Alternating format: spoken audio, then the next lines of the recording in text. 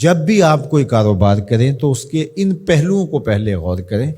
کہ اس کاروبار میں مجھے جھوٹ تو نہیں بولنا پڑے گا، اس کاروبار میں میرا کوئی عمل ایسا تو نہیں ہوگا جو اللہ کی ناراضگی کا سبب ہوگا۔ اللہ نے انسان کو وسعت عطا کی ہے، وہ بہت سارے کام کر سکتا ہے۔ بعض لوگ کہتے ہیں جی میں یہ کام کرتا ہوں، میں داڑھی مونڈتا ہوں، تو کیا میں اگر یہ نہیں کروں گا تو کیا کروں گا؟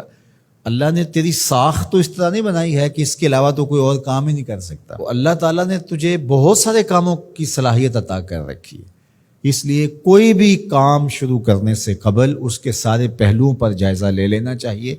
کہ کہیں یہ کام میرے لیے آخرت کی بربادی کا سبب تو نہیں بن جائے گا۔ تھوڑا مل جائے لیکن ستھرا، پاکیزہ، جھوٹ، مکر، دجل، فریب، تلبیس سے بچ کر کے کمایا گیا رزق مبارک ہے، اور رزق مبارک ہی بڑی دولت ہے۔ رزق وسیع اللہ عطا کر دے لیکن اس کے ساتھ برکت کی شرط ہو، تو وہ برکت والا رزق وسیع بہت ساری رحمتیں لاتا ہے، لیکن جو برکت سے خالی رزق وسیع اور رزق فراواں ہے وہ ہمیشہ بے برکتیاں لاتا ہے اور زندگی کے اندر تلخیاں پیدا کرتا ہے۔ تو اس لیے میں تو جب بھی دعا مانگتا ہوں کہ اللہ میں رزق حلال، رزق وسیع، رزق سہل اور رزق مبارک عطا کرنا، تو رزق مبارک اللہ سے مانگو جو برکت والا رزق ہے۔ تو وہ برکت والا رزق وہی ہے جس طرح اس حدیث میں آیا کہ جس کو حاصل کرنے کے لیے جھوٹ کا سہارا نہیں لیا گیا، جس رزق کے حصول کے لیے کسی درجے میں کوئی جھوٹ بولا گیا ہے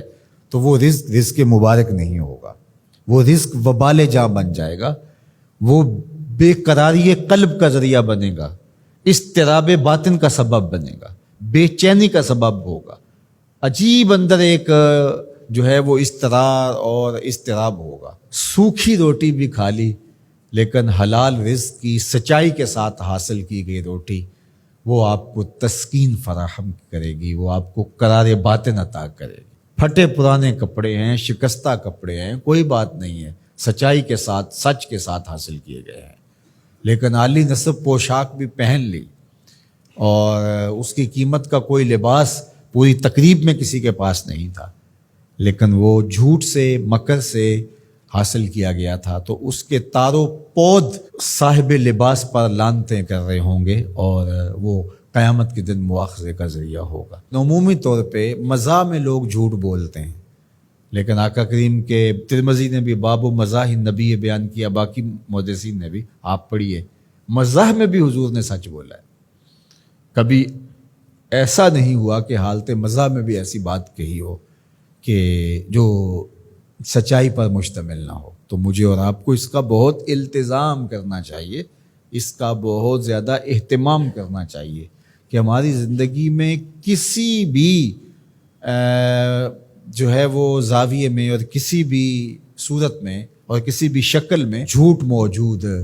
نہ ہو۔ اللہ تعالیٰ جل شانہ ہمیں